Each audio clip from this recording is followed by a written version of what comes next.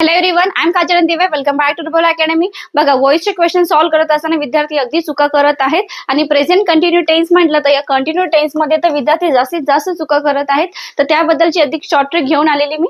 चला तर मग बघूया. याच्यामध्ये ऍक्टिव्ह व्हॉइसचा फॉर्म्युला काय, सब्जेक्ट जर पैकी एक, क्रियापदाचं चौथं रूप म्हणजेच आयएनजी फॉर्म येणार आणि ऑब्जेक्टचा वापर केला जाणार.